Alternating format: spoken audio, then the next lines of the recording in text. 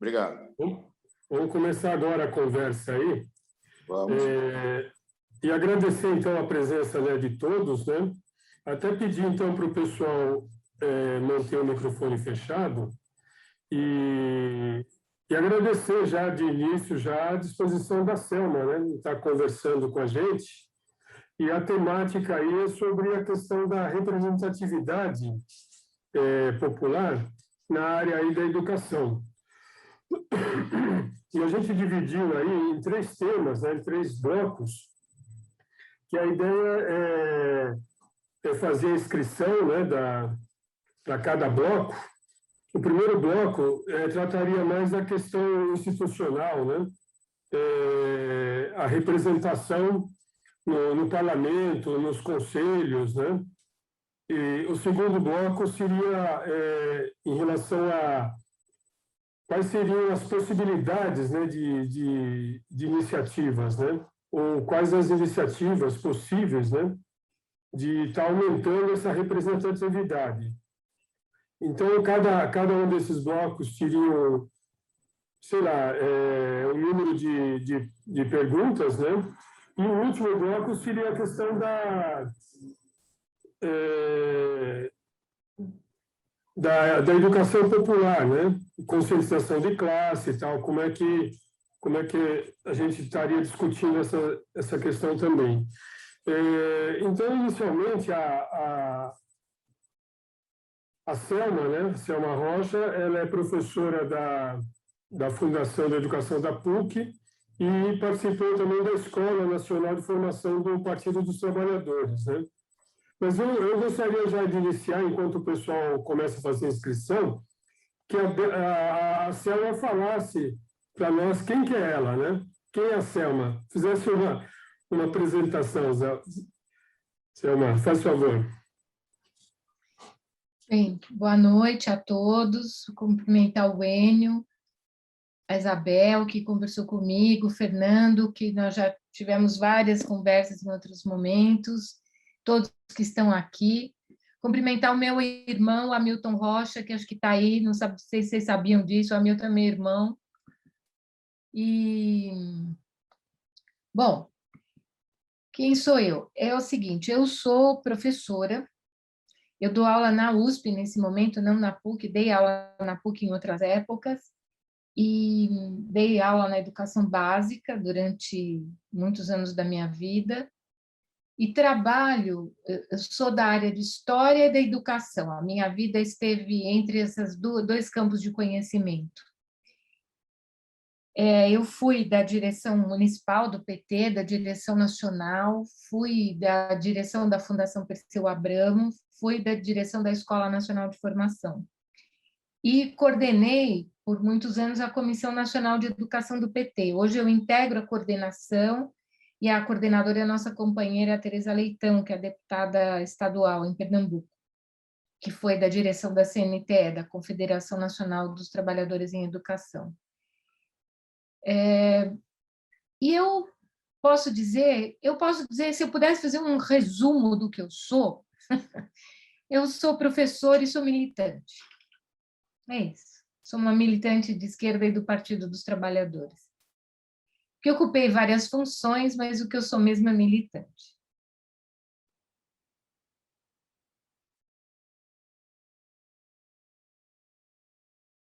A Isabel está inscrita. Tem que abrir o microfone, Isabel. Já pode fazer a pergunta? O Enio está falando, mas ele está com o microfone fechado. Opa, fechei aqui o microfone, desculpa. Bom, agradeci a Selma, então ela nem ouviu. Então está escrito a Isabel, a Marina e o Fernando, não é isso? Então, a Isabel está com a palavra? Vamos lá, Isabel. 1 minuto, 2 minutos, tá bom? Para cada um? Tá bom. Bom, então vamos lá, vamos começar. Então, falando sobre representatividade popular na área da educação, né, nos legislativos e política pública, eu queria, assim, conversar um pouco com você, Tselma, sobre a questão do Fundeb.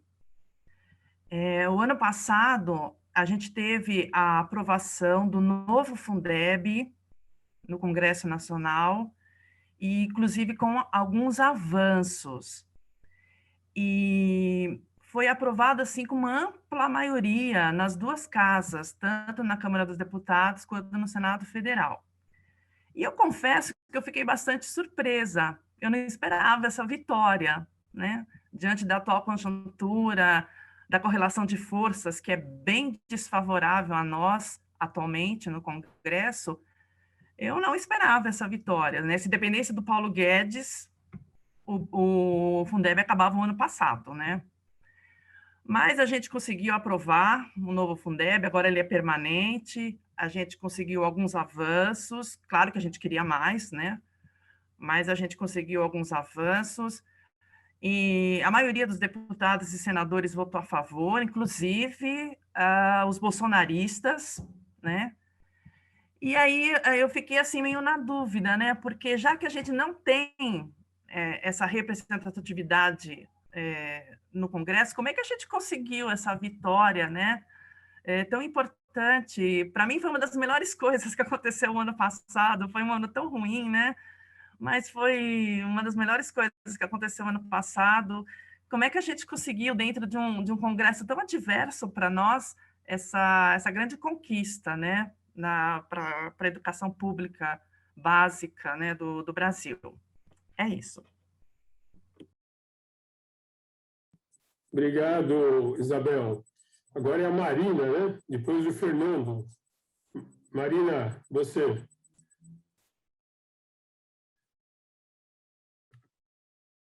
Ô, Selma, o que você sugere? Vocês estão ouvindo? Sim. Dá para ouvir? Que políticas públicas você sugere de educação para que estejam mais presentes no legislativo municipal, estadual e federal, para que possa apontar caminhos melhores para a educação no país?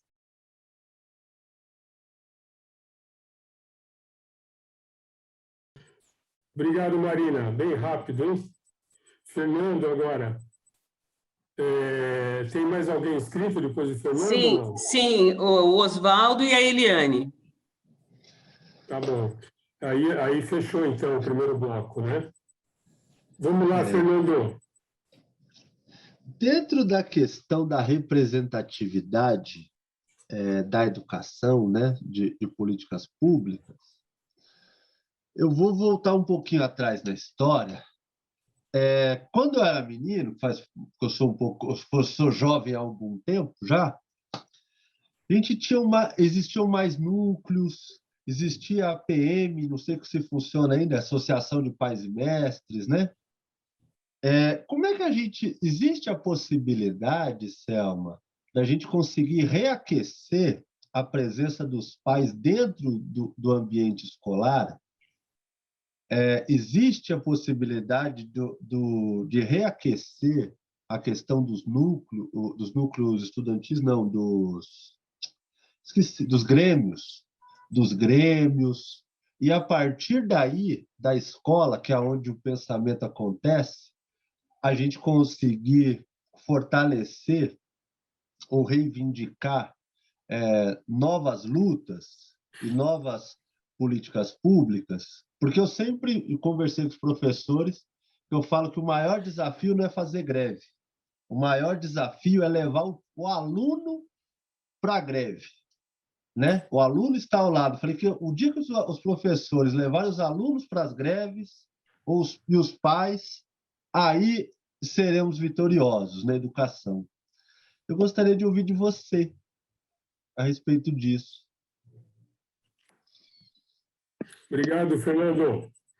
O Oswaldo, só lembrando, pessoal, que o tema agora é em relação à questão da representatividade institucional, né? Lembrando que no Congresso Nacional tem 2% só de educadores, né? Ou seja, 26 que parlamentares que se denominam educadores. E tem a questão dos conselhos também, né? Federal, estadual e nacional, e municipal. Então, vamos ver aí se a gente consegue aprofundar essa avaliação aí, né? Dessa representatividade. O próximo, Enio, vamos colocar a Eliane primeiro, depois o Oswaldo, tá bom? Inverteu? Sim. Vamos lá, Eliane. Não, eu só queria, eu não sei se o que eu estou entendendo assim, mas eu queria falar, se a Selma pudesse falar um pouco desse Sistema Nacional de Educação, né, que é um projeto que tem uma representatividade assim, é uma comissão tripartite, né, onde tem representantes do município, do estado e também do governo federal, né? Queria, se ela pudesse falar um pouco sobre isso, que eu tenho informações assim por cima, né? E eu acho que tem a ver com essa questão da representatividade, né? Era isso que eu queria colocar. Enfim, obrigado.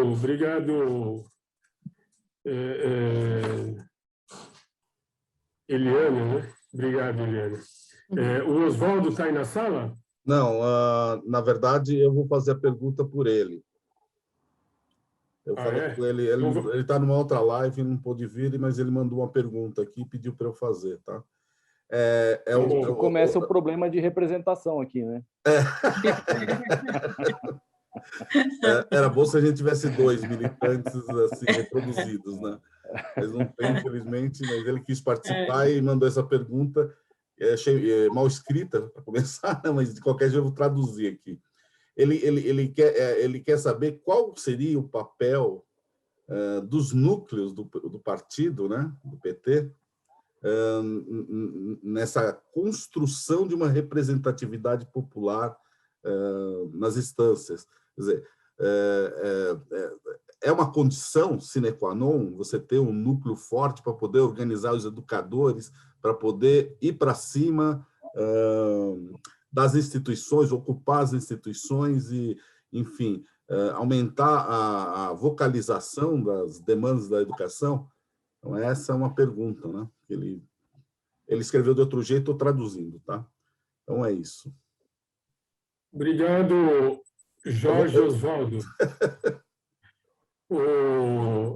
Selma, então tem esse agrupamento aí de questões. Você está com a palavra, então. Pode ser 20 minutos, tá bom? Selma, está ouvindo? O microfone. Eu estou aqui, estou ouvindo, sim. Ouvi tudo e anotei tudo. Bom, primeiro, muito obrigada pelas questões. Vocês colocaram problemas que levariam pelo menos umas 4 reuniões para a gente conversar. Então, eu vou fazer uma síntese bem sintética mesmo, para começar a tocar nas questões, porque elas têm uma complexidade grande, cada uma delas.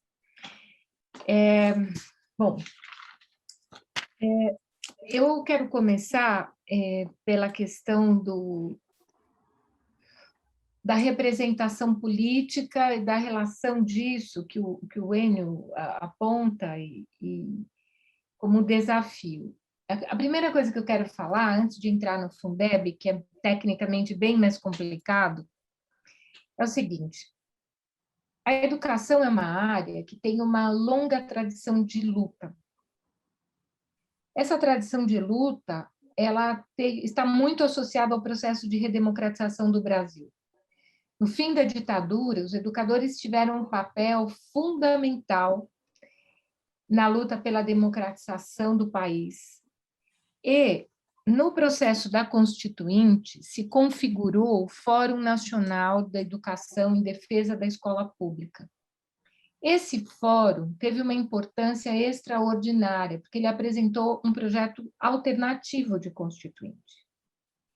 E este fórum discutia com os deputados, especialmente da esquerda, mas especialmente do PT, na subcomissão de educação, e um desses deputados era o Florestan Fernandes, que teve o papel de não só vocalizar as propostas, como ajudar a elaborar, enfim. Eu estudei isso muitos anos e vivi também, porque eu trabalhei na Secretaria de Educação com o Paulo Freire, e eu fiz a relação da secretaria, na época, com a LDB, com o Florestan. Então, eu tive essa alegria de conviver muito diretamente com o Florestan e, inclusive, eu acabei de escrever um artigo grande sobre isso, sobre o papel do Florestan na Constituinte, que foi a homenagem que eu pude fazer ao papel importantíssimo que ele teve nessa relação. Então, vejam que interessante. Por que eu comecei por aí a nossa conversa? Porque essa relação mostra duas dimensões importantíssimas para a gente pensar. Primeira, que a auto-organização não é só um movimento da sociedade para reivindicar.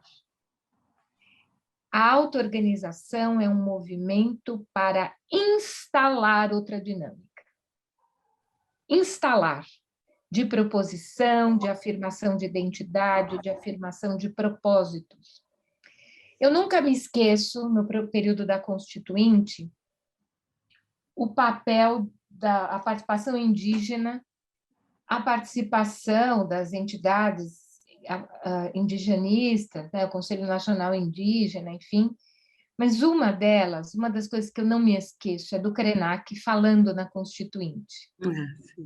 De terno, ele começou a se maquiar, e ele fez uma fala que eu queria transformar num manifesto aqui. Ele disse a seguinte coisa: nós não viemos aqui para reivindicar nada do Estado Nacional. Nós viemos aqui oferecer outra cosmovisão, outra experiência cultural, outra experiência social à nação brasileira. Nós estamos aqui para dizer que nós temos outra visão sobre a cultura, sobre o trabalho, sobre a relação com a natureza, sobre a vida, sobre a morte e sobre o cosmos. E nós queremos oferecer isso a vocês e traduzir isso na Constituição brasileira. Eu lembrava disso, mas quando eu li isso nas atas da Constituinte de novo, eu confesso que foi uma emoção muito grande, porque isso está na história dos movimentos sociais brasileiros. A condição de agir e propor alternativas. E o que é bonito da relação do PT com isso é que, neste processo na Constituinte, os setoriais nasceram. O setorial de educação, saúde, do idoso, de assuntos indígenas. Tudo isso começou a se desenhar ali, porque se estabeleceu uma relação intensa e dialética entre o partido e os movimentos. Eu fui coordenadora, a partir de 89, da Comissão Nacional de Educação. Eu fui coordenadora por muitos anos, porque naquela época ninguém queria saber dessa história de setorial, porque não tinha muito poder, não importava muito. Então, eu fiquei, não porque eu quisesse, mas porque ninguém queria. E é verdade, depois me mudou, mas eu fiquei por muitos anos. E a Comissão Nacional era um espaço de síntese, não era um espaço de luta por poder, de elaboração, enfim. Eu estou contando tudo isso para dizer que hoje nós temos o Fórum Popular de Educação, que rompeu com o Fórum Nacional de Educação criado durante o governo Lula, porque o governo Bolsonaro, aliás, o Michel Temer, começaram a tirar as entidades e colocar só entidades privadas.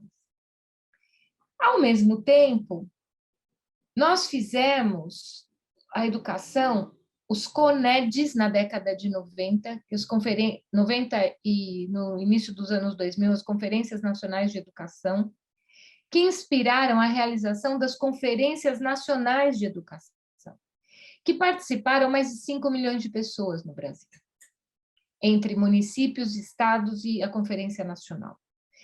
Aí vem aquela pergunta: todo mundo sabe disso? Não, não sabe.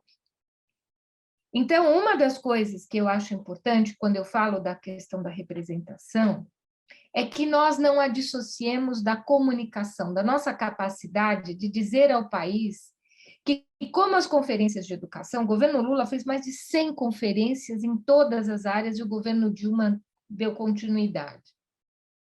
A maioria do país não sabe disso, porque nós não fomos capazes de dizer. Então, eu acho que há uma questão aí importante, que é a da comunicação associada à organização. E, lógico, a luta pela representação. De fato, nós temos poucos representantes nos parlamentos da educação. Mas, e aí eu dou a pista para a discussão do Fundeb. Isabel, não é que foi uma das vitórias importantes. Na minha opinião, a vitória do Fundeb foi a vitória mais importante que nós tivemos depois do golpe no Brasil. Por quê?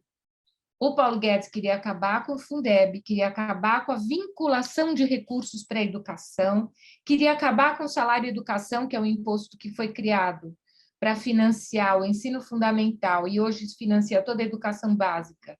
Foi criado pelos militares em 1964, ele incide sobre a folha de pagamento das empresas. O Paulo Guedes queria acabar com tudo isso. O projeto do Fundeb é bom, mas tem muitos problemas.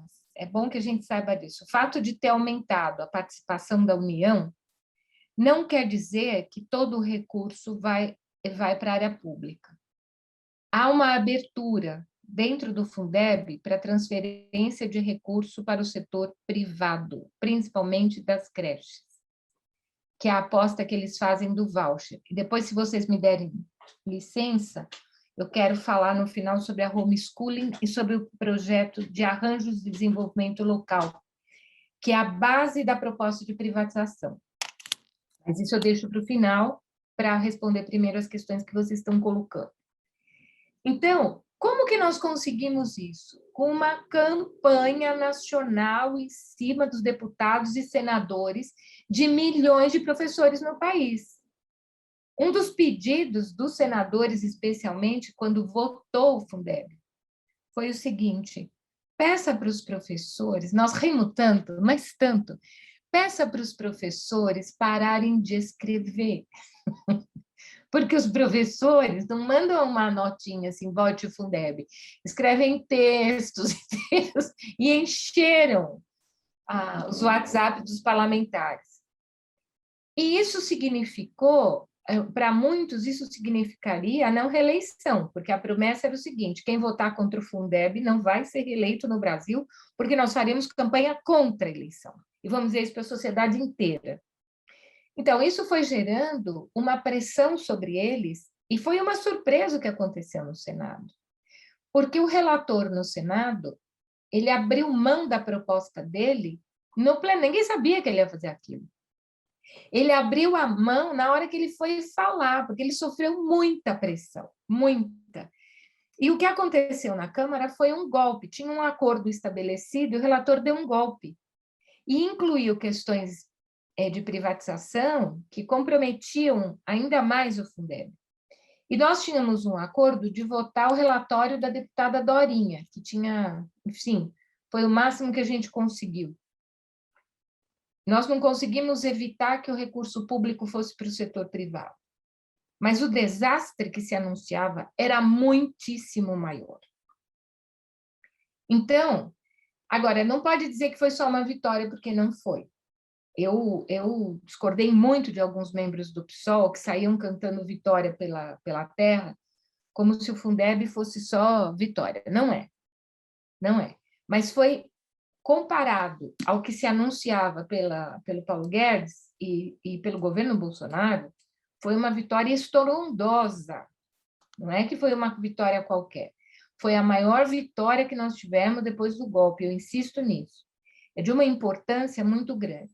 E isso reflete algo muito interessante na educação. Na educação, como é muita gente, como são muitas entidades, são centenas de entidades no Brasil, se não tiver acordo, explode. Vocês podem ver que a educação não briga assim, à toa. No partido, a educação é a área, eu falo isso sem medo de errar, porque eu conheço bastante os setoriais, de maior construção de consensos, e é o trabalho coletivo mais grandioso que o PT tem. assim, uma das honras que eu tenho nessa vida foi de ter coordenado esse trabalho por muitos anos. E coordenado não para beneficiar uma corrente política, não para beneficiar um parlamentar, não para beneficiar a mim mesma, mas para beneficiar um projeto de partido. Eu coordenei todos os programas do Lula, menos o de 2002, porque a coordenadora era outra pessoa. E eu digo a vocês, nós conseguimos, graças à discussão interna no PT, mas graças à discussão com a sociedade, trazer aquilo que o PT formulou para a vida social. E essa relação foi importantíssima. Porque as conferências nacionais de educação, que elaboraram o Plano Nacional de Educação, têm a nossa marca. E dentre essas marcas, eu quero avançar para a questão do sistema, e daí depois eu volto para a questão da Marina, que caminhos que a gente sugere, tem a ver o que eu vou falar com o que a Eliane levantou, sobre o sistema nacional e a comissão tripartite de interação entre os entes federados. Bom, nós propusemos muitas coisas nesse país que mudaram a educação. Por que o setor privado abriu os olhos para a educação básica?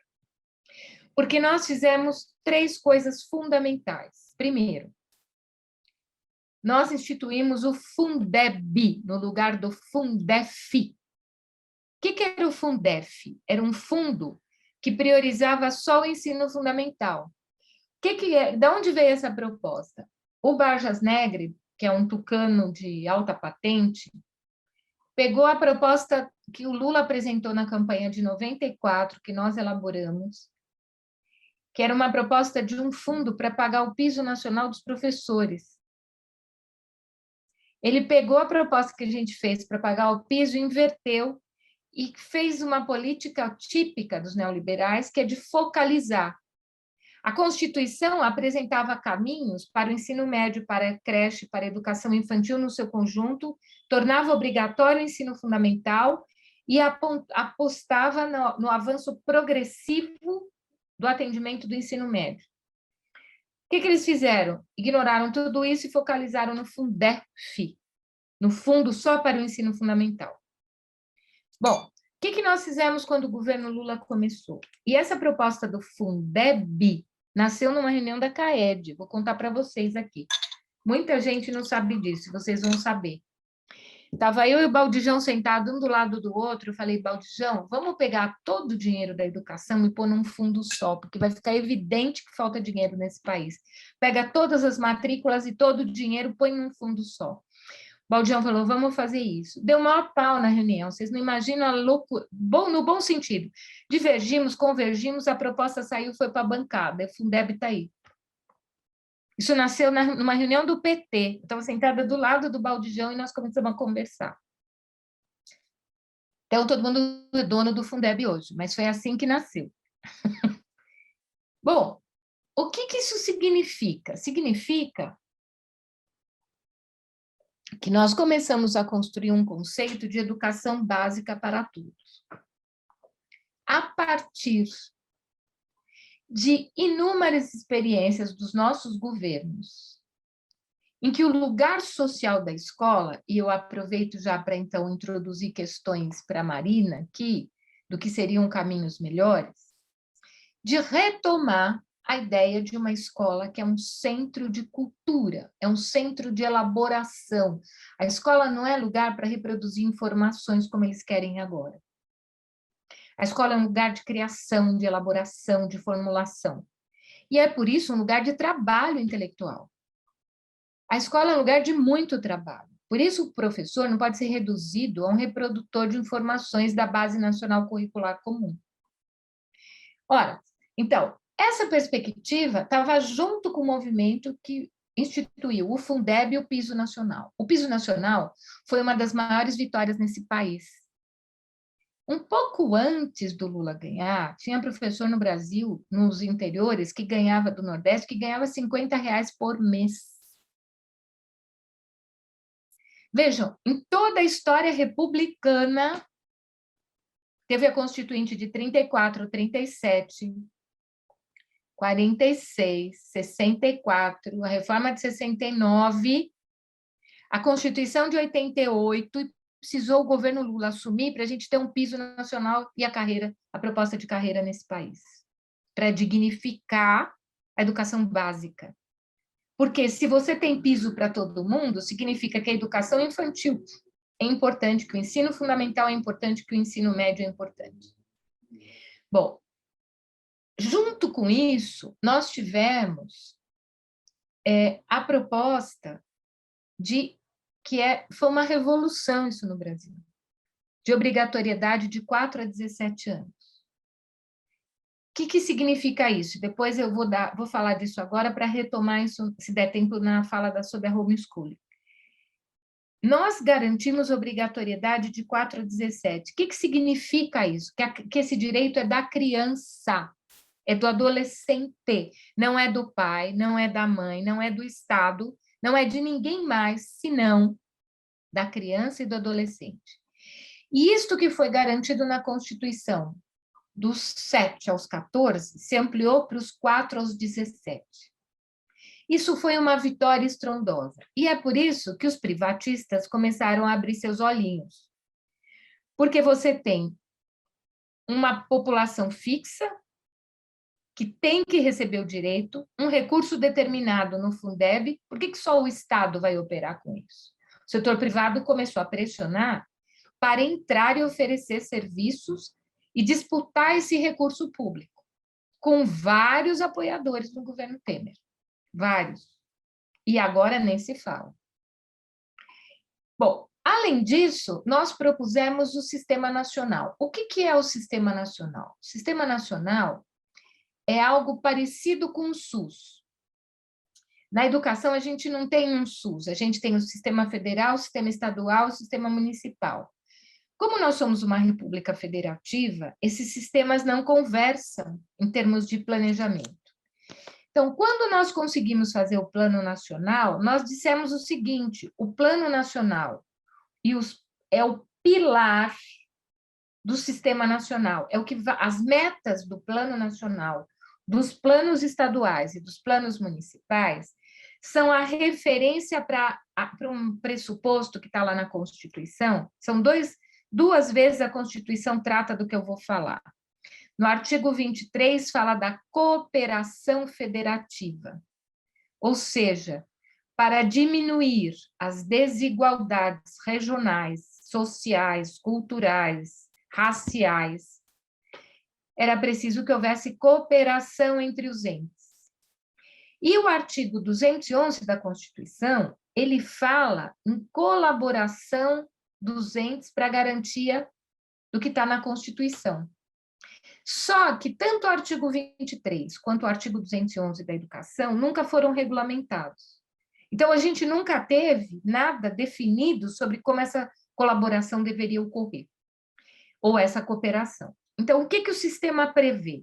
Que o Plano Nacional é o eixo e que você tem comitês interfederativos que envolvem o Estado e seus municípios e a União, em cada Estado, para planejar a ação, para alcançar as metas do plano. Você anda numa rua aqui em São Paulo, você tem uma escola estadual de um lado e uma escola municipal do outro. Elas não conversam, o que elas fazem não tem nada que ver. Quem é professor aqui, e estudante também sabe do que eu estou falando. E aí, o que acontece? Todo o nosso desejo é que nós elevássemos determinados princípios à condição de políticas amplas, que não fossem desmontadas a cada governo.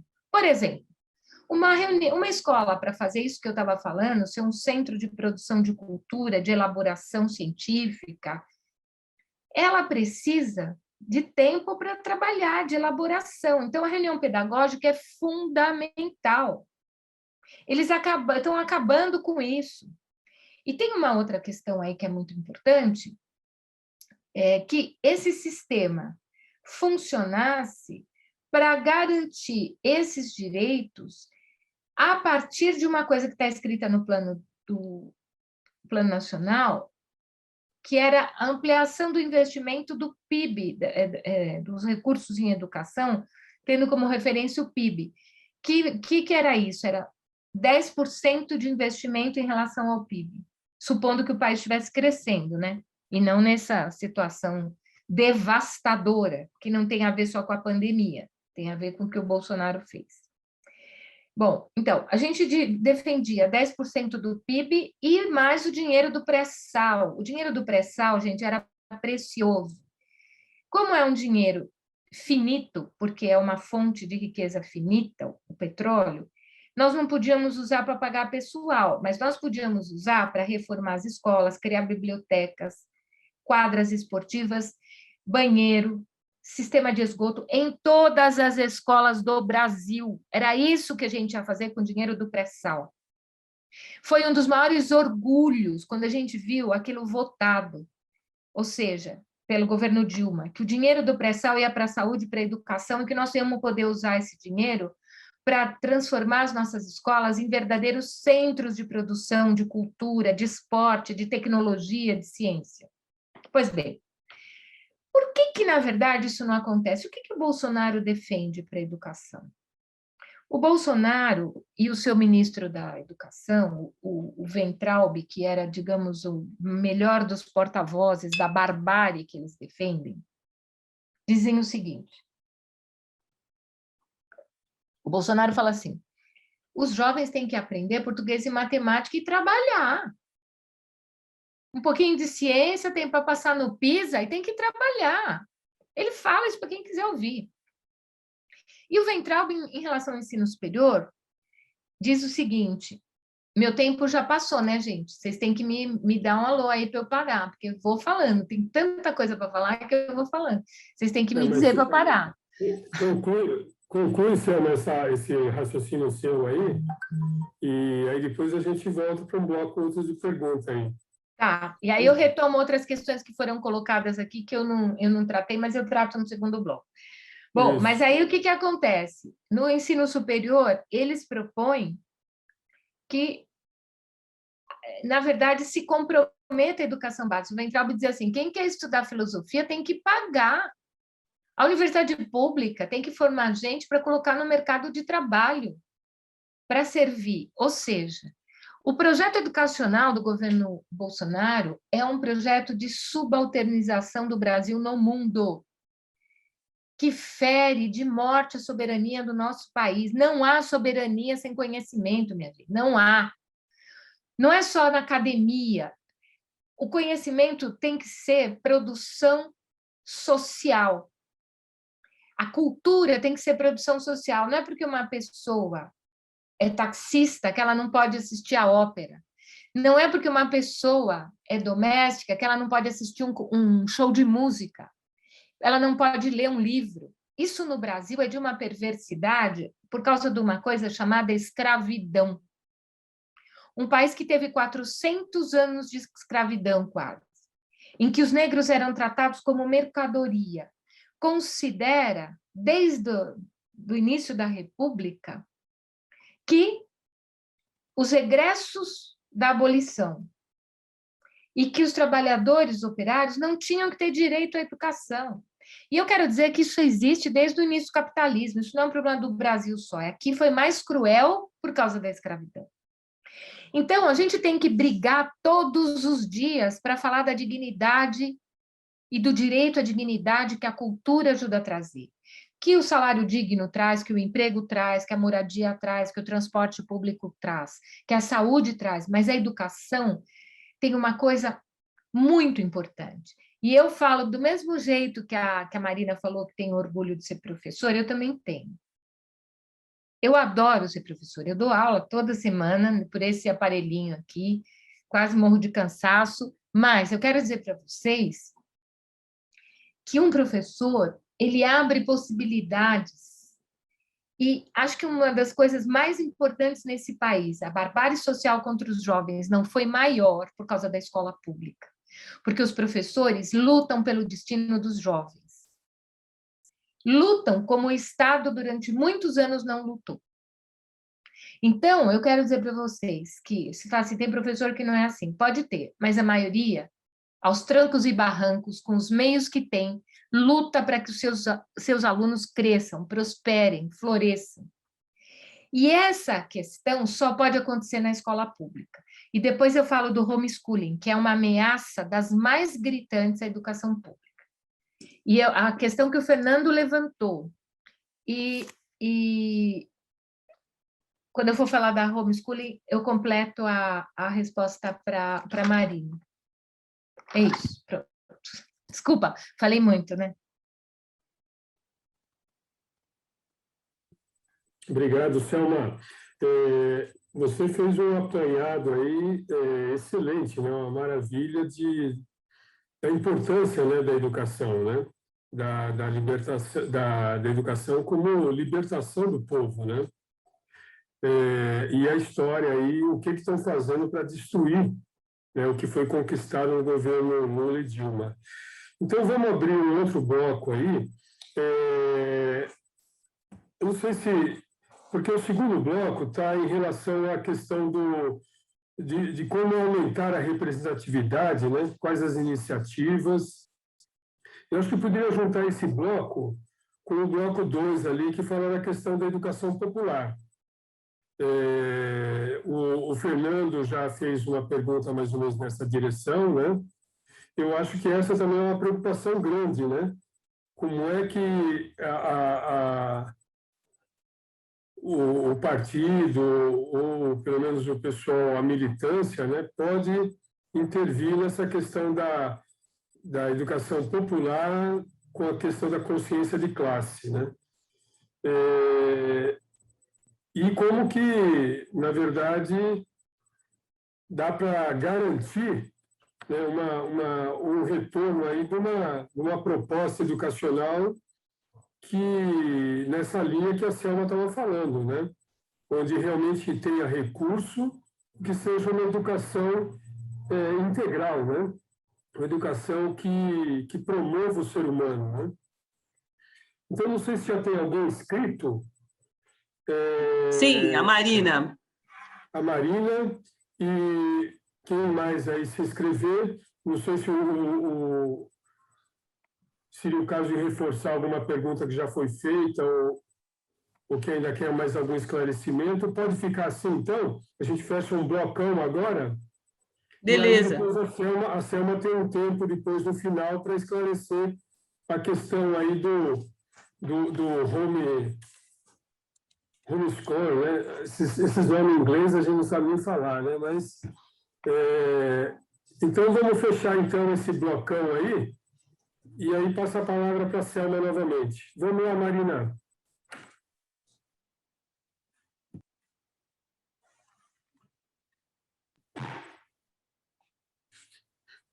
Abre o microfone, Marina.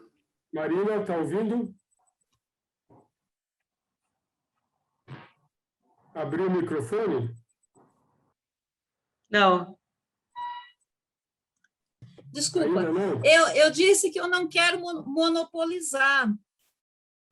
Eu queria fazer tanta pergunta para a Selma, mas também não quero ficar dominando o espaço aí. Eu acho que tem que... Né? Mas eu quero falar, então eu falo depois. Por favor, Marina, por favor. Gostaria de perguntar... Selma, ouvi você falar que a escola é um centro de cultura, isso é música para mim, porque eu acho que é isso mesmo, a escola ela tem que ser um centro de vivência, de integração, de debate, de discussão, de vivência externa da escola também. A escola deve ir além das fronteiras, dos muros escolares. E é isso que eu fiz a vida inteira. Eu acho que isso é enriquecedor, porque possibilita você formar cidadão na acepção mais profunda da palavra, sabe? Consciente do que ele é como sujeito da história. Agora, quem falou aí do Paulo Freire, para não ser objeto da história? Acho que é o Fernando, né? Não é objeto da história, mas ser sujeito, sabe? Então, as suas falas assim me deixam assim, muito, muito feliz e alegre. Bom, a pergunta é a seguinte, dentro dessa conjuntura, com essa baita crise, a gente sabe que os alunos, sobretudo, principalmente, né, da escola pública, eles não há uma defasagem cultural muito grande com aqueles que conseguiram estudar. Nós temos alunos de escola pública que nem internet tinha, nem celular tinha. Eu vi uma mãe falando que ela não sabia se comprava crédito para o celular ou se comprava comida. É muito doloroso isso, mas é a realidade que a gente está vivendo no Brasil hoje. Então, eu pergunto para você, agora com essa ameaça de ensino em casa, que a gente não sabe que fiscalização que poderá ter, e se é que vai ter alguma fiscalização por parte da sociedade civil, o que estão ensinando para as crianças, né, com esse ensino em casa. Eu pergunto para você, que medidas podem ser tomadas para corrigir essa defasagem cultural? Eu nem sei se isso está dentro da representatividade, mas é uma questão que me agonia. Isabel? Obrigado, Marina. Quem está escrito? Pedro, né? Isabel. Sou eu? Eu? Posso falar, né? Pedro. Vamos lá, Pedro. Professora, veja só, eu sou de uma família não de professores. Meu pai era um professor, né? Era um cara que veio de uma classe social baixa e se tornou um bom professor e se projetou. E então os filhos dele, como ele era um professor muito severo, todo mundo estudou muito em casa. Todo mundo, apesar de pobre, fez universidade federal. Tenho 5 irmãs, uma é advogada, a outra é socióloga, a outra é médica. Todo mundo, acessou as grandes universidades, né? Ou a principal. E aí, eu, agora, na vida adulta, ensinando agora, né? Vamos lá, vamos lá, vamos discutir algumas atividades dentro do governo do PT. Né? O programa do Haddad, essa coisa de ampliar a participação das pessoas dentro das universidades com aquele programa de financiamento escolar. Eu não me lembro exatamente o nome, é Uni... Alguém poderia me ajudar aí depois e dizer. Né? É o ProUni. ProUni, exato, o ProUni. E aí realmente houve uma ampliação do número de pessoas com nível superior no Brasil. Mas a qualidade dessa formação é totalmente frágil. Inclusive, terminou virando um bolsão bolsonarista, porque esses formados que não têm, vamos dizer um subproduto da formação universitária, eles são extremamente reacionários. Sem falar nisso, eu quero fazer também um paralelo com uma prima que eu tenho, que era muito pobre e que com o Bolsa Família, conseguiu comprar um negócio e tal, não tinha nem o que comer. Aí, depois, com o Bolsa Família, conseguiu montar uma birosca, começou coisa aí. E hoje em dia ela é bolsonarista. Ela tem uma birosca e é bolsonarista. Isso me deixa louco com ela. Eu digo, puta merda. Porra, você... Quer dizer, eu estou querendo falar isso. Então, por exemplo, eu vejo que no mercado de trabalho, esses profissionais que saem dessas universidades criadas no ProUni, eles são extremamente competitivos e não suportam gente de universidades tipo federal, como eu fui, como minha família toda participa. Eles têm um certo até preconceito e eles são uma massa, hoje em dia, né, que não é pequena. Né? E não só eles têm não só eles têm preconceito. Por exemplo, uma coisa que eu achei muito boa, que aí a gente ia, era coisa de... Não, a forma de acesso à universidade pública no Brasil ser a partir quem vem da escola pública. Isso aí eu acho perfeito. Eu acho que é por aí. Mais do que, objetivamente, o ProUni. Por exemplo, hoje em dia eu já não acredito. E o Bolsonaro está acabando com o ProUni, com tudo e tal. Não, na realidade, eu já acho que... Mas, assim, uma das coisas mais bonitas que foi feita foi a coisa do acesso à universidade a partir de quem vem da escola pública. Tem uma cota mesmo, Pá. Tem 100 vagas na universidade pública, 50 tem que vir de escola pública. Isso aí foi a melhor coisa mas já o ProUni eu já acho que é uma coisa meio... queria que você falasse sobre isso. Obrigado, Pedro. Obrigado. Que está escrito aqui que eu vi a Isabel, o Jorge e a Clélia. É isso? Vamos lá, Isabel. Se puder ser 1 minuto ou 2 minutos, agradecemos. Bom, eu vou continuar batendo nessa questão da representatividade popular, né? Eu vou colocar a minha referência. Eu trabalhei 29 anos na rede estadual pública de São Paulo, né? Hoje eu estou aposentada. E, paralelamente, eu fui, durante muitos anos, militante da POSP. Nós somos uma categoria muito grande, eu acredito que nós temos mais ou menos uns 200 mil professores, entre os que estão na ativa e os aposentados. O nosso sindicato é um sindicato grande, é um dos maiores sindicatos do Brasil atualmente. No entanto, a gente não consegue ter representatividade nos legislativos. Em 1986, a gente conseguiu eleger um deputado federal, que foi o Gumercindo Milhomem. Naquela época, ele era presidente da POSP. Depois, nunca mais a gente conseguiu eleger um deputado federal.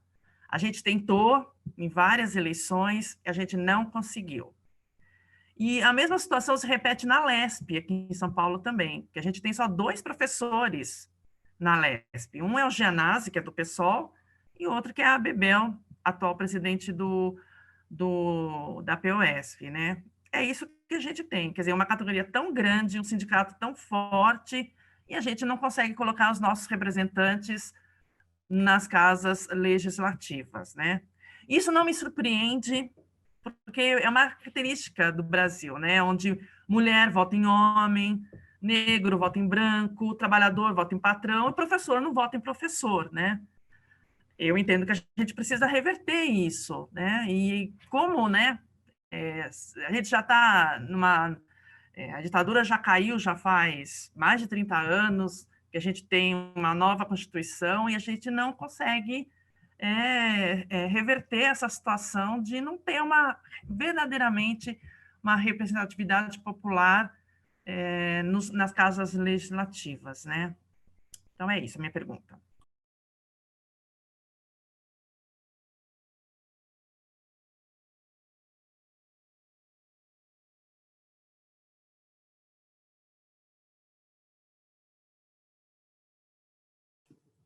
O Enio saiu? Caiu? O próximo é o Jorge? Tá bom, então já aproveito o ensejo. Eu continuo naquela linha de vamos falar um pouco da representatividade. Eu entendi muito bem que existe uma força organizativa do professorado, né? Que ele foi capaz dessa vitória do Fundeb. No entanto, eu acho que a gente está vivendo um cenário tão distópico, né? Com esse governo que está aí, com as condições internacionais, inclusive, né? Que eu eu continuo preocupado com a questão de como se organizar melhor para poder ter uma representatividade não só em questões pontuais, né, mas uma representatividade permanente, né, nas políticas públicas, aumentar essa força, porque eu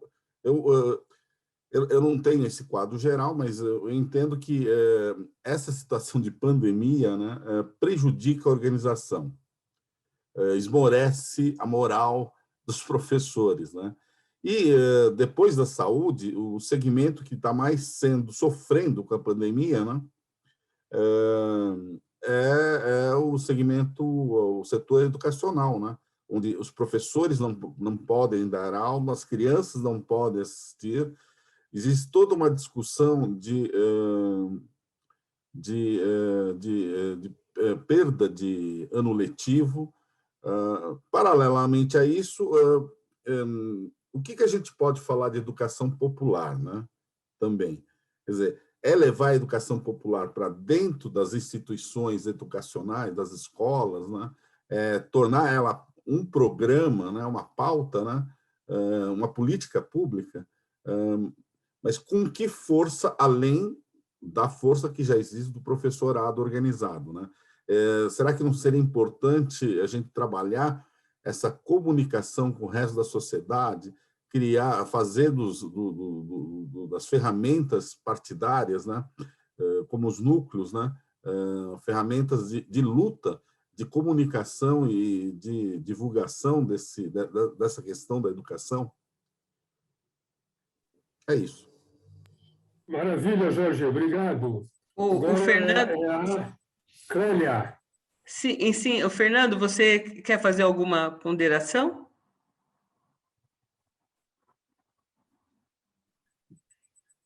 Fernando? Quer reforçar a sua pergunta? Né? Então, eu gostaria de fazer outra pergunta. Mesmo que a minha ainda... Seu som não está saindo. Ele está com o microfone fechado. Não, está baixo o microfone dele. Fernando, vai consertando isso. Enquanto isso, a Clélia faz a pergunta. Não, você está com dois... Oi, está me ouvindo? Bem. Agora está me ouvindo. Pode falar. Merda. Oi. Pode falar, Fernando. Então, como mudou o bloco, né, já está no bloco 2, eu gostaria de fazer uma pergunta dentro desse bloco. Agora você né? tem 2 microfones abertos, tem que fechar um deles. Estava sem nenhum, agora tem 2. Ai, meu Deus do céu, viu? Estão me ouvindo? Agora sim. Tá. Então, eu gostaria de fazer uma pergunta dentro desse novo bloco. Pode? É isso. Vamos lá, Fernando. Você, depois a Clélia. Tá. Peraí. Então, como aqui está um grupo de amigos, né? Na primeira eu ainda peguei leve na pergunta, porque eu não sabia. Agora que eu vi um grupo de amigos, a gente pode falar mais francamente. Na primeira vez que a gente ascendeu ao poder, em 2002, com a vitória do Lula, a vitória do povo brasileiro, a militância tinha confiança plena na direção partidária. Tanto é que um dos motivos que eu acredito que seja essa distância entre a direção partidária e a militância de base, seja porque a gente achou que o Brasil estava resolvido.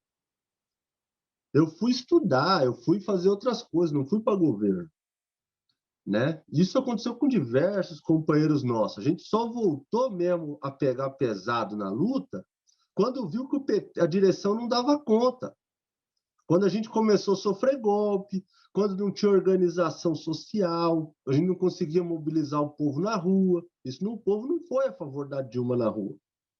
Então, a gente foi voltando para a luta. Agora, nesse novo momento, que existe possibilidade real da gente voltar ao governo federal, a direção já não tem essa mesma confiança. A gente já não vai deixar a tendência política buscar a autorrepresentatividade. As pessoas não querem mais deixar na mão do parlamentar, eles querem dar pitaco em tudo, quer estar junto da discussão. E aí eu pergunto, dentro dessa questão de representatividade, dentro da educação, será que a gente não poderia olhar... Lógico, o financiamento é público, mas como a gente organiza o povo brasileiro para lutar pela educação? Como é que a gente coloca o povo na rua para lutar a favor dos professores, a favor de tudo isso? Em vez de esperar que um parlamentar resolva, eles não vão mais resolver. A política mudou, existe uma nova onda política que ela coloca em xeque a representatividade parlamentar. Né? Você pega a molecada, eles não querem isso. Eles querem poder participar disso.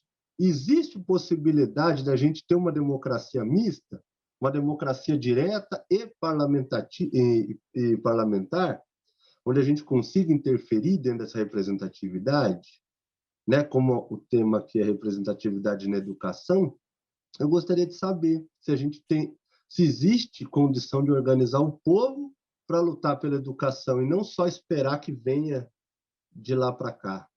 É isso. Valeu, Fernando. Maravilha, obrigado. Selma. Clélia, a palavra é com você. Oi. Beleza. Minutos é suficiente? Sim. Selma, eu queria que você comentasse um pouco sobre os núcleos de base em relação às atribuições.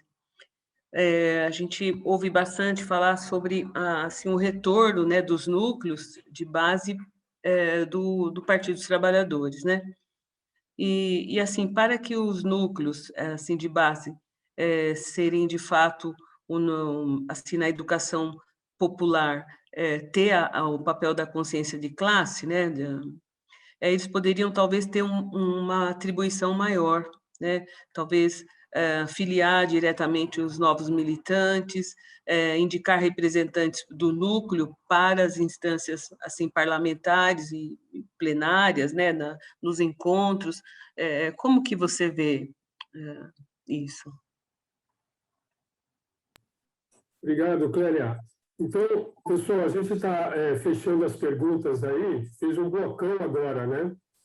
E aí a Selma, então, vai ter um trabalhão para sistematizar, né, tudo isso aí, e depois ela quer um tempo ainda para esclarecendo as questões aí de que o privado está querendo tomar conta, né? Selma, boa sorte. Está com a palavra.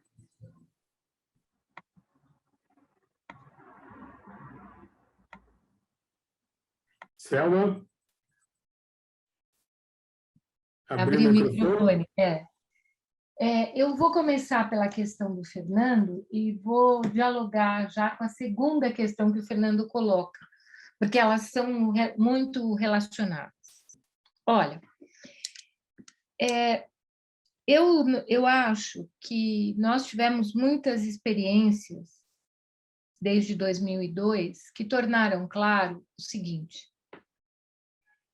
não é possível transformar a sociedade se nós não tivermos força real na sociedade. Ou seja,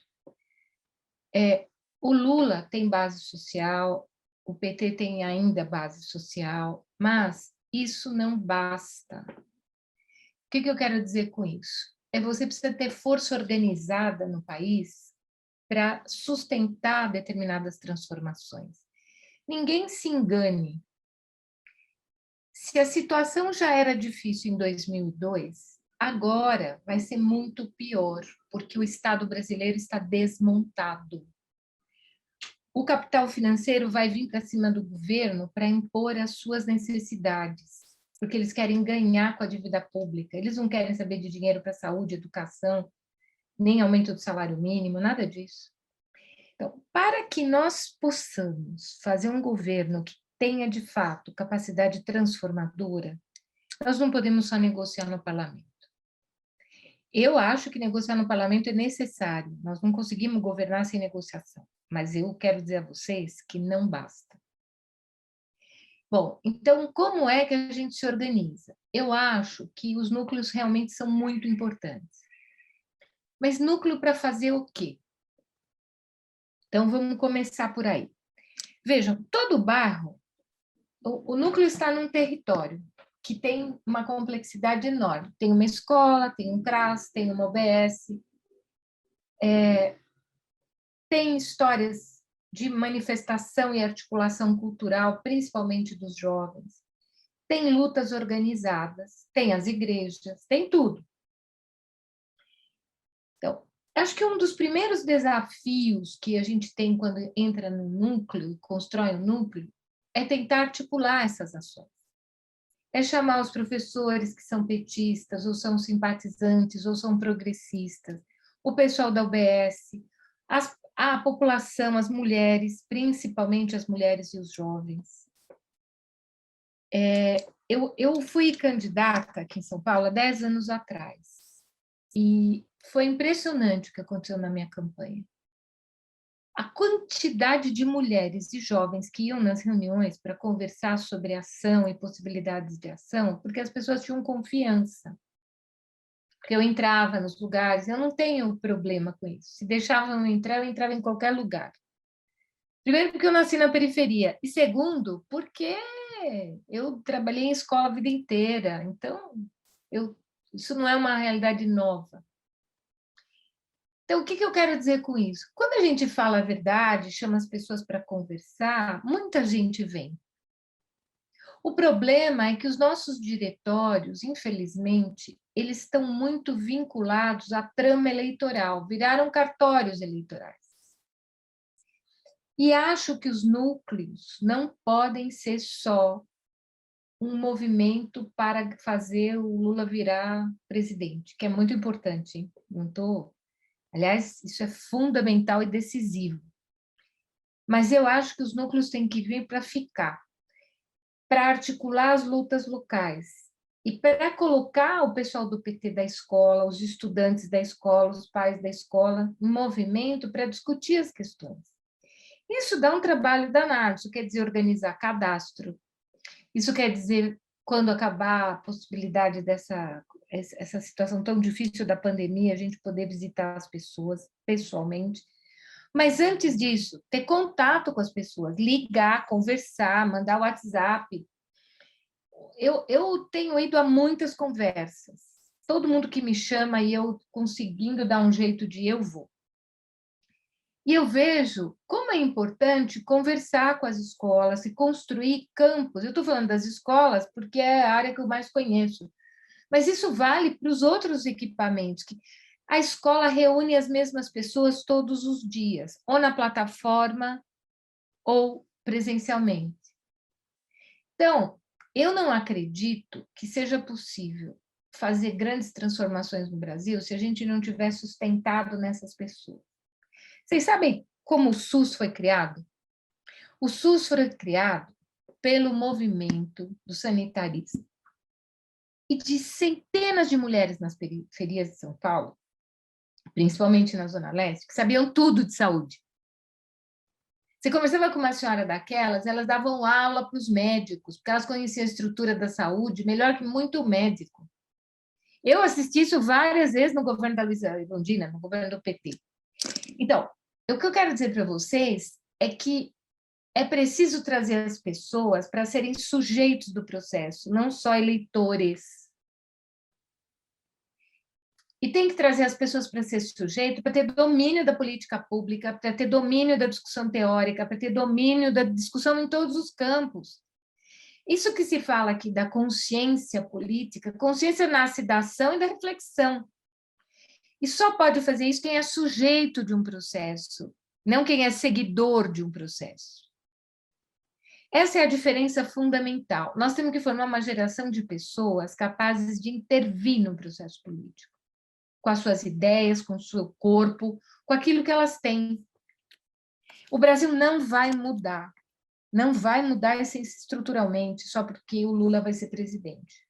O Lula vai poder muito se ele for eleito, mas ele não pode tudo. Essa é a primeira questão que eu quero levantar com muita força. Então, qual é o papel da militância e da confiança em 2022? Essa ideia da autorrepresentatividade na discussão e na discussão das políticas é fundamental. Os núcleos têm que alimentar a participação nos conselhos de escola, nos conselhos de saúde, nos CRAS, forçar a existência de orçamento participativo, a discussão dos orçamentos municipais e locais, a reforma tributária, a reforma das comunicações. Nós defendíamos a reforma tributária, só que a grande maioria do povo não sabia se isso era de comer ou de beber, porque ninguém sabia o que era a reforma tributária, porque nós não falamos. E o Congresso Nacional não queria reforma tributária para taxar rico. Não queria, não quer e não vai querer, enquanto a maioria for do agronegócio, da bancada da bala e do grande capital. Não vai querer. Então, sabe a única coisa que muda esse país? Povo na rua. É a única coisa. Nós somos uma sociedade extremamente autoritária, patrimonialista, excludente. Eu não falei da escravidão aqui à toa. E esta sociedade, por que vocês acham que o Lula foi tão atacado? Por que o Lula foi preso? Por que a Dilma foi presa? Porque o capital financeiro não queria dividir riqueza com o pobre. Esse é o problema central no Brasil, o resto é conversa. Eu entendo que a militância tenha se decepcionado, nós, de fato, cometemos erros. O PT cometeu erros, mas também fez muita coisa certa nesse país. Então, eu vou dizer para vocês o que eu acho que é minha convicção mais profunda. O que está no coração e na cabeça do povo brasileiro ainda hoje é o Lula e o PT. Aquela propaganda que fala assim, na hora do vamos ver quem está do seu lado é o PT, o povo sabe disso. Tanto sabe que entre o Bolsonaro e o Lula, ganhava o Lula, lá na eleição passada. Porque as pessoas sabiam que elas conquistaram coisas. E elas precisam saber mais. E, para isso, nós precisamos estar nos lugares para conversar com as pessoas. Então, eu acho que a questão da auto-organização é absolutamente essencial. E acho que os núcleos internos ao PT também são absolutamente essencial. Por quê? Porque a Clélia pergunta, bom, isso vai ter representação na direção, nas estruturas partidárias? Olha, eu iria com mais calma em relação a isso. Por quê? Porque teve uma época que os núcleos eram completamente instrumentalizados. Tinha núcleo dos independentes. Aí vinha a tendência A, tinha sua cota de independentes, vinha a tendência B, tinha sua cota de independentes. Ou seja, não tinha independente nenhum. O que eu quero dizer com isso? Que nós temos que lutar, mas primeiro vamos construir os núcleos, vamos fortalecer, porque isso aí torna inexorável a aceitação de qualquer representação. Contra a força interna, não tem o que possa. Então, eu acho que é preciso organizar a militância para discutir política e agir. Agir nos territórios. Não só discutir eleição, não só discutir quem vai ser candidato, não só discutir quem vai apoiar. Isso é importante? É. Mas a nossa vida não pode ser só isso. Essa é a minha opinião, a mais profunda que eu podia dizer aqui para vocês. Eu acredito profundamente no que eu estou dizendo. E eu não acho isso impossível, não. Não acho mesmo. Bom, agora vamos falar da questão levantada sobre a defasagem nas escolas públicas e o quanto a situação da pandemia tornou mais desigual, que já era bem desigual. Olha, isso tem saída, viu? Não é assim. Primeira coisa que eu quero dizer é que a única coisa trágica é perder a vida.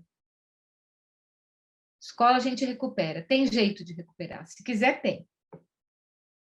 Né? Eu estou falando isso porque eu fui secretária de educação, porque eu trabalhei em 3 gestões. Amanhã de manhã eu vou participar de uma atividade, um debate na Escola de Formação do Tribunal de Contas para falar do governo da gestão do Paulo Freire. Aliás, vou mandar o link para vocês, se vocês quiserem assistir. Para falar disso, o que nós fizemos com a educação popular? O MOVA nasceu lá.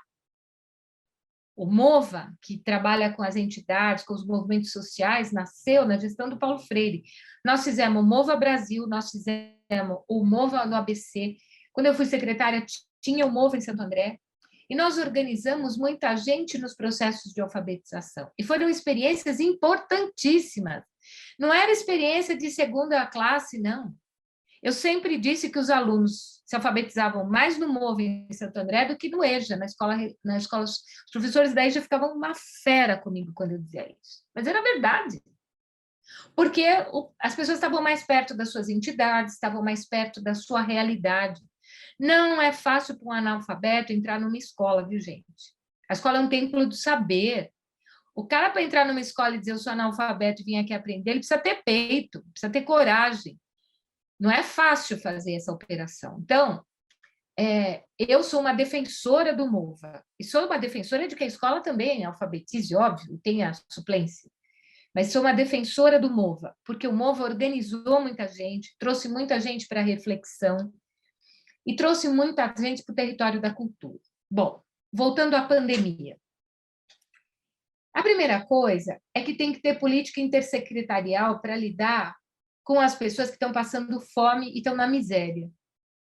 Não adianta ficar mandando esse material que a Secretaria de Educação está mandando, trilhas de aprendizagem, para gente que não tem o que comer. Tem muitas histórias para contar para vocês. Tem diretora que foi em escola, em comunidade atrás das crianças, chegou lá, as crianças tudo dormindo. Por que dormindo? Porque, na cidade de Tiradentes, que eu estou falando, porque a mãe tinha uma refeição para dar por dia. Se ela acordasse as crianças, eles iam querer comer. Então, ela deixava eles dormirem e ninguém ia entrar em escola nenhuma. Quem de nós não faria a mesma coisa? Isso quando tem uma refeição para dar.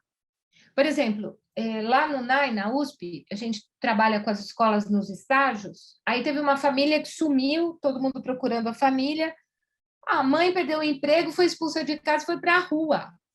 Não tinha mais celular, não tinha comida, com 3 filhos, ninguém achava. Aí ela conseguiu falar com umas pessoas, pediu o celular, olha isso, para avisar a gente da escola, da família, de qualquer canto, e foram lá atrás dela tentar recuperar e ajudar a todo mundo voltar para a escola, enfim. Isso não é um caso, não são 2 casos, são centenas de pessoas. O Brasil está voltando ao mapa da fome da forma mais vergonhosa, mais perversa, mais covarde que nós vivemos na nossa história. Pois bem, então, isso que nós estamos conversando aqui quer dizer que tem que ter políticas de busca ativa. Secretaria da Saúde, Assistência Social e Educação tem que trabalhar juntas para buscar as crianças. Depois, complementar a renda, esse bendito auxílio emergencial, que é patético, R$180. Tem que ser no mínimo 600. Porque ele fala assim para as pessoas, fique em casa. Fique em casa como? Não dá para ficar em casa. Então, os governos municipais que podem, São Paulo pode ajudar a complementar essa renda.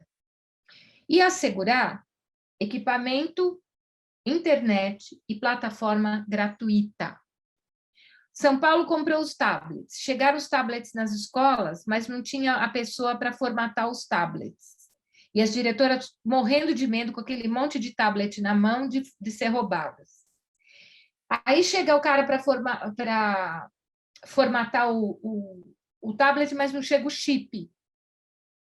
Então, é uma ausência de planejamento absurda. Então, essa é a primeira consideração. Tem que ter tablet, tem que ter internet. E nós podemos construir ciclos de aprendizagem. O que eu quero dizer com isso? Pegar o currículo e construir conceitos e trabalhar as crianças e os jovens e os adultos também em diferentes ritmos. Porque tem gente que teve acesso a algum conhecimento. Teve gente que teve acesso à plataforma. Teve gente que não teve acesso a nada. Teve gente que teve mais ou menos acesso. Então, a escola que vai se organizar a partir da pandemia não pode fazer de conta, como alguns pretendem, que bota lá na plataforma, faz avaliação, quem não foi bem vai para a recuperação. Esta escola, na minha opinião, com este desenho, está morta, mesmo que ela fique viva, ela está morta. Ela não serve mais para nada. Nós não precisamos de uma escola que reproduza a Base Nacional Curricular Comum. E hoje está se constituindo no Brasil um conceito chamado educação híbrida. E o setor privado, por aí, quer entrar nas escolas para vender plataforma e educação à distância, combinada com a educação presencial, e ganhar muito dinheiro, não é pouco. No Paraná, eu vou dar um exemplo para vocês. Isso tudo acontece numa plataforma que os professores são vigiados. O governo do Ratinho lá vigia os professores.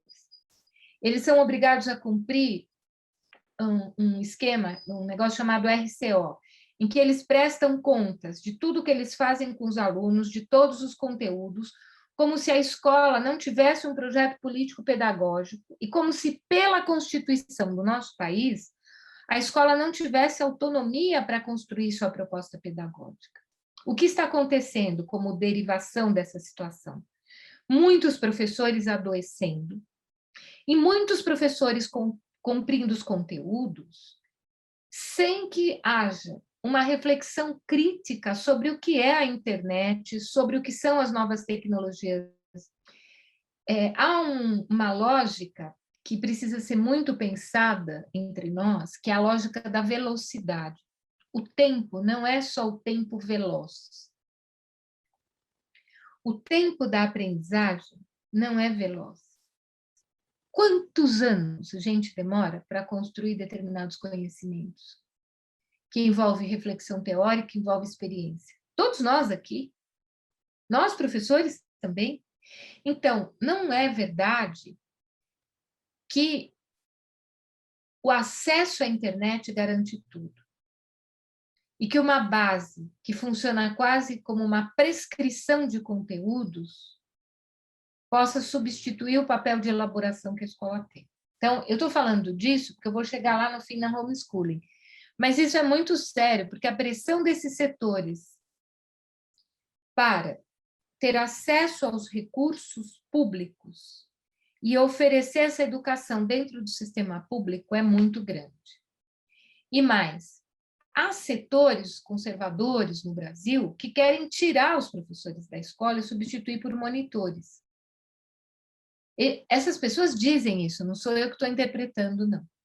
Por quê? Porque tem um protocolo didático, vai lá, repete o protocolo, e é isso, para as crianças pobres, isso basta. Como a educação de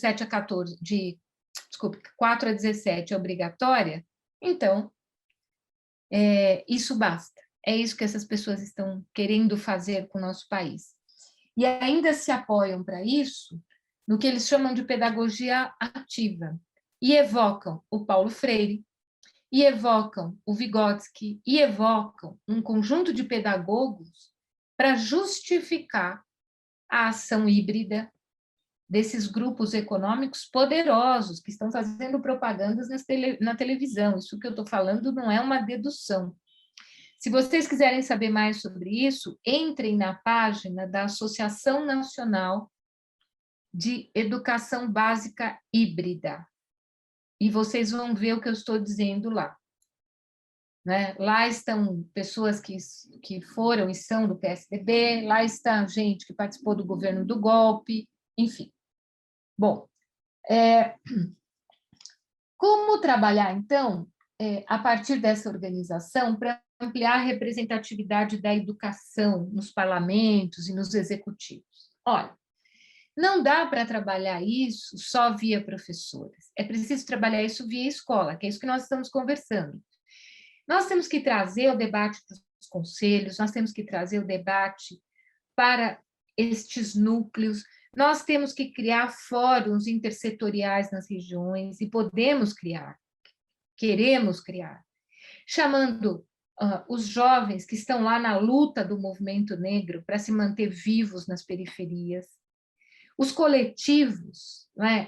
Tem coletivo Leste Negra, tem coletivos de todo tipo na Zona Sul, na Zona Leste, na Zona Oeste, em São Paulo. Esses coletivos têm que conversar nos territórios. É preciso chamá-los, é preciso trazê-los para construir políticas, ações e buscar a representação dos negros, dos educadores, das mulheres. Isso é uma batalha constante. Então, eu acredito que a única forma de fazer isso é deslocando a discussão da representação não só do território dos professores, mas para espaços mais amplos. Obrigado, Fernando, por você ter colocado aqui o link. Bem,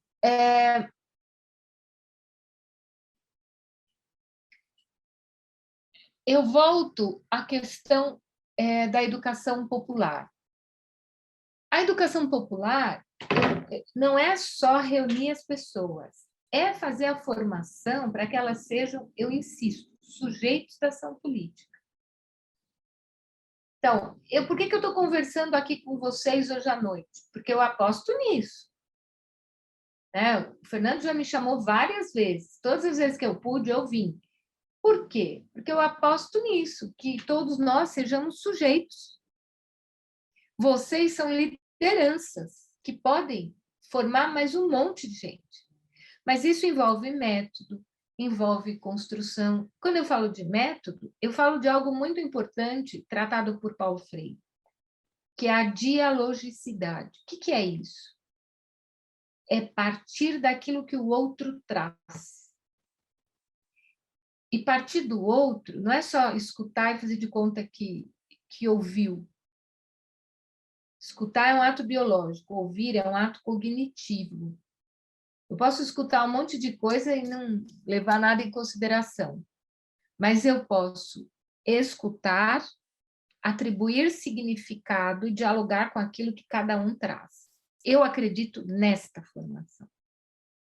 Não para as pessoas fazerem aquilo que eu quero, mas para elas fazerem aquilo que elas querem. Ainda que eu diga para elas o que eu penso. Eu estou aqui dizendo para vocês tudo o que eu penso. O que vocês vão fazer do que eu disse, do que eu penso, é uma decisão de vocês. Cada um aqui, com a sua história, vai considerar os argumentos, as contribuições, e vai tomar isso na sua reflexão política, na sua reflexão teórica e na sua prática, como acha que deve tomar.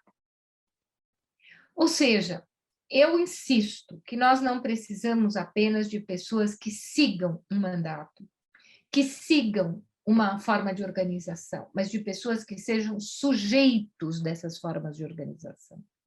E sou totalmente favorável que as pessoas apoiem mandatos. O problema é que isso não pode presidir todas as relações. O PT não é uma federação de mandatos. E também não é uma federação de pessoas que têm participação nos sindicatos ou no movimento popular. O PT é uma síntese de tudo isso. E todos têm que ter lugar. A base tem que ter lugar. O PT, com todos os problemas, é um partido muito democrático ainda. E nós não podemos perder isso. Há uns anos atrás, os mais velhos vão se lembrar, nós tivemos um plebiscito entre parlamentarismo e presidencialismo. Lula perdeu no plebiscito. E ele cumpriu a decisão do partido. Sabe por quê? Porque o dia que nós deixarmos de ser um partido que os militantes têm força e voz, nós vamos ser um grande partido eleitoral, que pode até fazer melhorias, mas que não terá capacidade de transformação efetiva, porque estas pessoas é que sustentam transformações efetivas. Sem isso não vai ter reforma tributária, sem isso nós não vamos garantir o direito à educação. Então, essa é a minha opinião. Bom,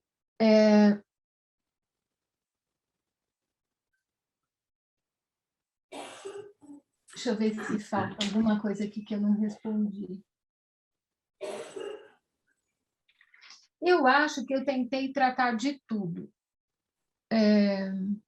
A ProUni. ProUni eu não respondi a questão que o Pedro levantou.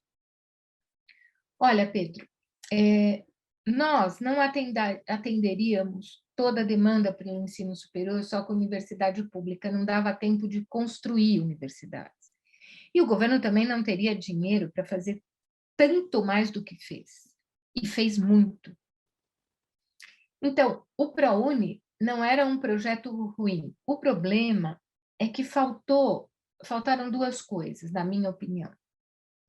Faltou controle do setor privado, que começou a transformar o recurso dos alunos em uma espécie de capital de giro das instituições. E, ao mesmo tempo, acho que falta ainda um controle maior da qualidade. Agora, essa não é uma briga pequena, porque são lobbies, o capital internacional entrou no Brasil, se associou a escolas privadas e está tentando entrar na educação básica. Então, eu entendo muito o que você disse sobre a universidade pública. Eu sou filha de pobre. Se eu não tivesse estudado na universidade pública, eu não teria estudado. Eu não poderia continuar a estudar, não tinha dinheiro para pagar a universidade. Então, eu sei o valor que a universidade pública tem. Porque ela permite a você, não é ascensão social só, eu volto a essa questão, permite a você acesso à cultura, à interpretação do mundo. E, inclusive, esta condição te permite olhar para a ascensão social de maneira crítica. Nós precisamos de tanto dinheiro, nós precisamos de tantos carros, nós precisamos de tanto luxo, quando tanta gente não come. Nós precisamos entrar num shopping e ver que uma bolsa custa R$35.000 e que alguém compra isso num país que as pessoas não têm arroz e feijão na mesa. Então, o estudo, a reflexão nos ajuda, em alguns casos, a não reproduzir essa lógica, a se inserir no mundo de forma a buscar que nós tenhamos uma relação com a natureza, entre nós, com a cultura, com o conhecimento, mais criativa, que nos leve a uma outra perspectiva. E eu aproveito a deixa para sugerir a vocês uma discussão sobre a transição ecológica. Eu já falei isso da outra vez que eu vim aqui, e se vocês quiserem, a gente pode marcar um dia. Eu posso estar, mas tem gente melhor que eu para falar disso. Eu posso estar porque nessa discussão eu estava coordenando o programa de formação para os candidatos a vereadores e a prefeitos. Eu ainda estava na Escola Nacional de Formação. E nós fizemos uma discussão muito bonita sobre a mudança de valores na nossa sociedade. Nós precisamos produzir, mas nós precisamos defender a Amazônia. Nós precisamos defender a floresta. Nós precisamos defender os nossos verdes nas nossas cidades. Nós precisamos defender água. Nós precisamos defender o ar. Nós precisamos defender espaços públicos de lazer. Olhem para a periferia de São Paulo. Alguém na periferia, durante a semana, pode assistir um show de música? Nem durante a semana e nem no fim de semana, não tem. As mulheres, principalmente, saem de casa cedo, vão trabalhar, 2 horas, 1h30 na condução, isso melhorou um pouco por causa dos corredores. No governo Haddad, no governo da Marta. Aí o que acontece? Volta para casa, vai cuidar da casa e preparar o outro dia, e o outro dia, e o outro dia. Quem pode parar numa praça para conversar? Quem pode parar na praça para participar de um sarau de poesia? Em segurança, dignamente. Ou seja, no Brasil, a pobreza, nas nossas periferias, a pobreza é perversa. Porque ser pobre tem que ser igual a ser indigno. Então, nós, não porque as pessoas não tenham dignidade, mas porque a polícia trata os pobres, sobretudo os negros, como indignos. E essa relação precisa ser pensada de outra forma. Nós, o Partido dos Trabalhadores, tem, a meu juízo, que ser porta-voz daquilo que a gente chama de socialismo, precisa começar a tomar forma concreta na vida das pessoas. O que é socialismo? É uma sociedade em que a gente possa ter lazer, que a gente possa trabalhar menos e ganhar mais, para que a gente possa ser menos explorado, para que a gente possa ter uma vida digna, uma vida mais feliz. Qual é a memória que as pessoas têm do governo do Lula? Que elas podiam comer, que o salário mínimo aumentava todo ano, que elas podiam trabalhar e que elas podiam ter uma vivência mais feliz. Essa história do churrasco e da picanha, que todo mundo fala, a gente podia fazer um churrasco com a família, a gente podia comer carne com a família juntos e tomar uma cerveja. Isso é uma coisa muito importante, porque isso é o direito ao prazer, que podia ser muito maior que o churrasco e a picanha, se a gente tiver parque público, se a gente tiver uma política cultural que incentive não só os jovens, mas as famílias a participarem. Como a gente chega a tudo isso? A gente chega a tudo isso lutando, não tem outra saída. Não tem saída mágica, não é só eleitoral a saída. Mas lutando a partir de um padrão de consciência que se construa coletivamente. Isso tem a ver com a educação, mas isso tem a ver com a organização também. Então, eu diria que para que o ProUni possa ser melhor, nós temos que enfrentar o setor privado no Brasil. Isso não é fácil. Isso não é só um ato de vontade do Lula, não. Nós vamos ter que ter muita luta social para proteger as escolas, no sentido de que elas assegurem qualidade e elas assegurem essa consciência. Eu achei muito importante o que o Pedro falou. Essas pessoas receberam os direitos, mas como elas não entendiam que eram direitos, e nem quanto se lutou no Brasil para que elas tivessem esse direito, isso virou uma dádiva divina. Todas as pesquisas que eu li envolvendo os beneficiários do Bolsa Família e os beneficiários do ProUni, era essa. Primeiro, quem é responsável pela sua vitória, por você ter conquistado? Deus. Depois eu, com meu esforço, o pastor, lá no meio vem o Estado e o Lula. As pessoas não têm essa consciência porque nós não falamos. Nós precisamos falar. Bom, gente, já falei muito. Agora eu devolvo a palavra para vocês. Selma, você deu um apanhado aí, uma abrangência, você extrapolou a questão da educação, né? Da educação formal e nos apresentou aí um quadro muito rico, né?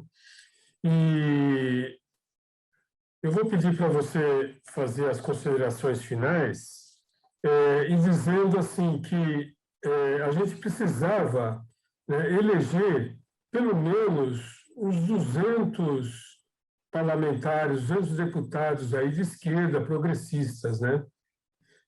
Agora, porque eu acho assim, apesar dos problemas que houveram no final do governo da Dilma, se tivesse uma representação, né, desse porte, ela não teria sido golpeada, né? Não teriam tido 3/4 de voto.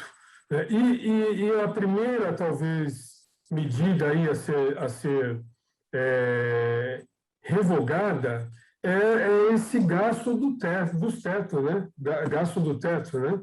Que impede, né, o gasto nos programas sociais, nas políticas públicas, né? E então eu gostaria que você desse o seu recado também em relação a isso aí, e fizesse em pouquinhos minutos aí a sua consideração final. E já agradecemos então a sua vinda aqui e quem sabe aí um retorno próximo dentro dessa questão que você falou, envolvendo a educação, mas numa abrangência grande aí, né, até ambiental, né? Muito obrigado, então. Bem, considerações finais. A primeira coisa, eu quero alertá-los sobre a homeschooling. Eu não falei disso, mas eu quero falar bem rapidinho. A homeschooling é um projeto que a Damares apresentou e vários parlamentares têm apresentado ao longo da história. O que é? Educação feita pela família. A Damares apresentou o projeto, é assim, o MEC faz uma plataforma, a família inscreve o projeto, tem uma supervisão por ano e a família dá aula para as crianças. Olha, eu sou professora desde os 17 anos. Eu não me sentiria à vontade para dar aula de outra coisa que não história e educação. Quanto mais a gente estuda, mais a gente sabe o quanto não sabe. E as famílias também não. Mas tem uma coisinha na exposição de motivos da Damares que dá uma pista do que vai acontecer nesse país. O MEC pode aportar recursos para ajudar as famílias. O que significa isso?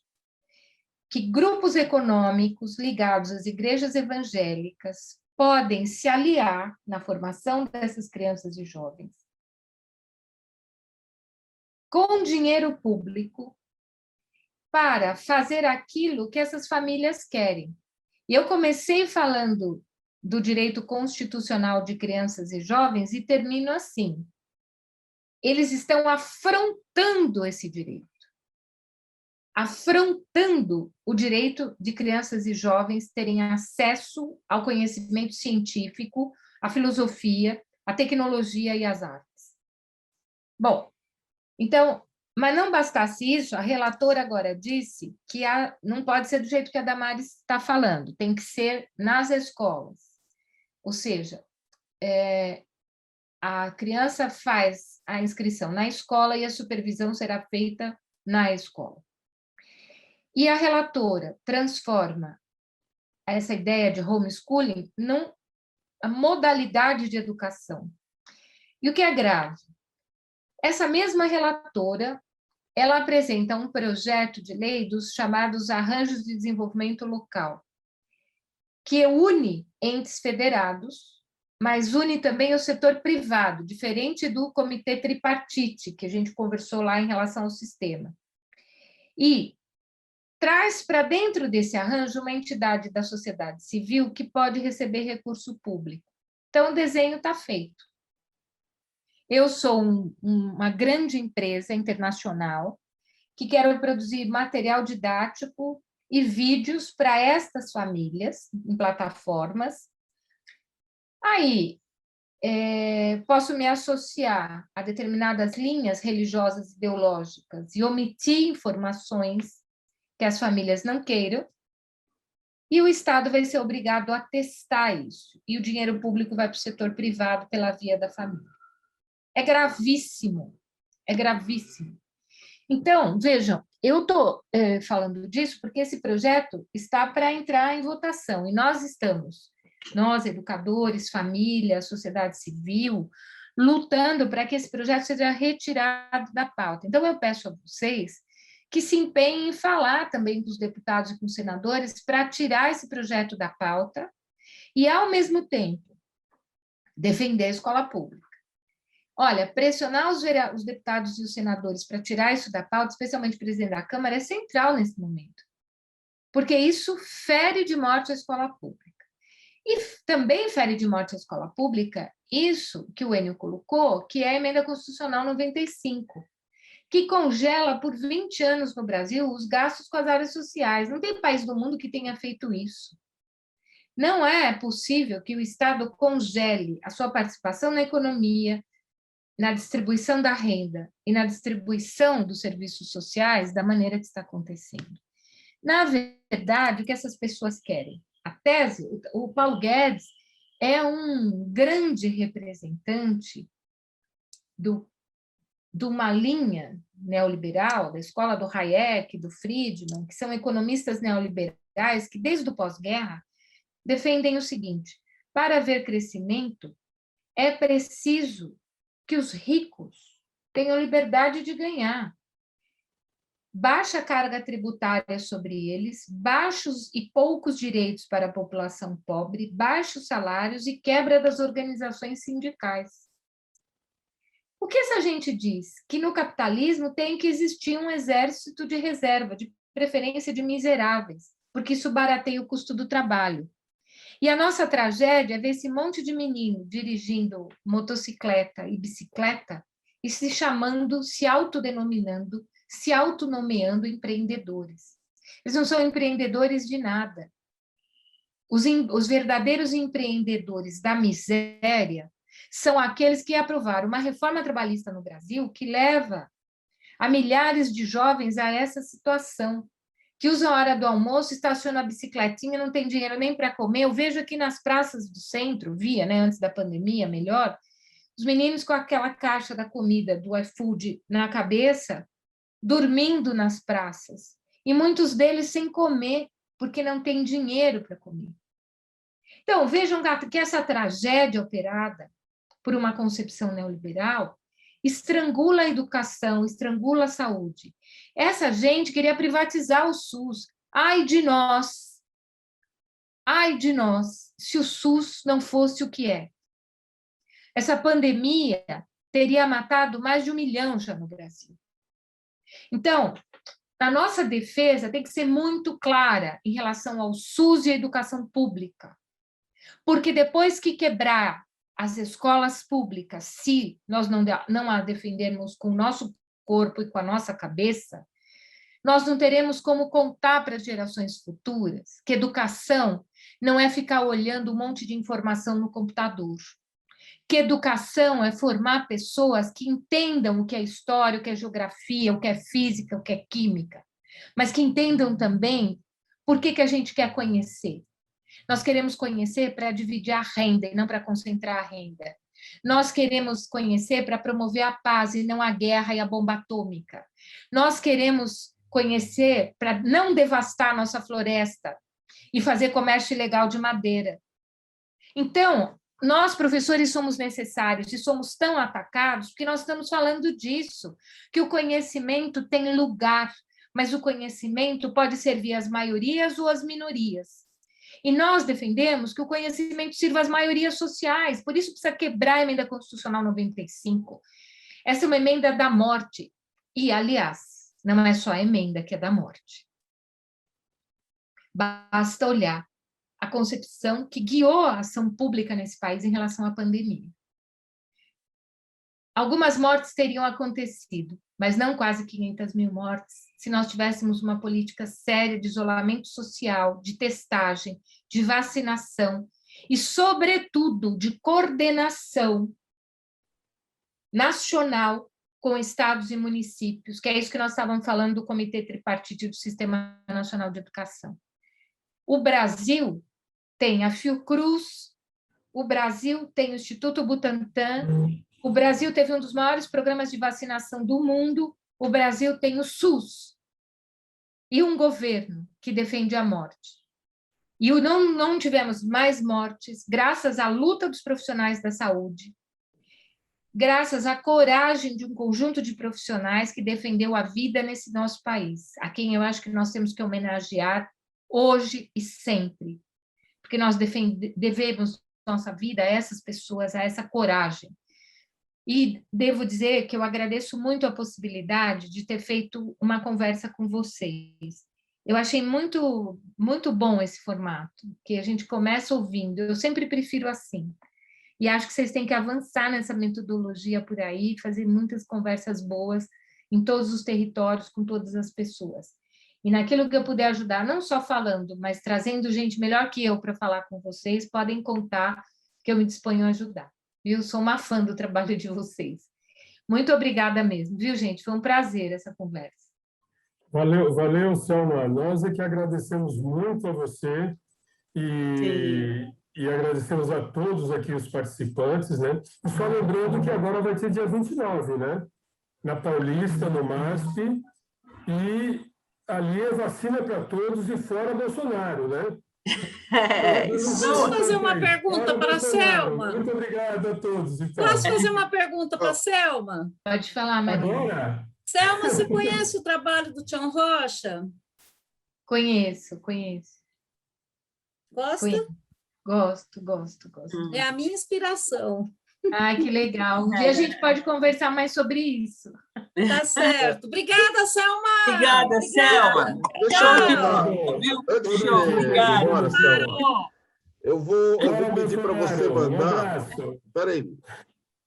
Se ela pudesse mandar os links que interessam para ela, que a gente coloque na descrição do vídeo, que vai estar no YouTube.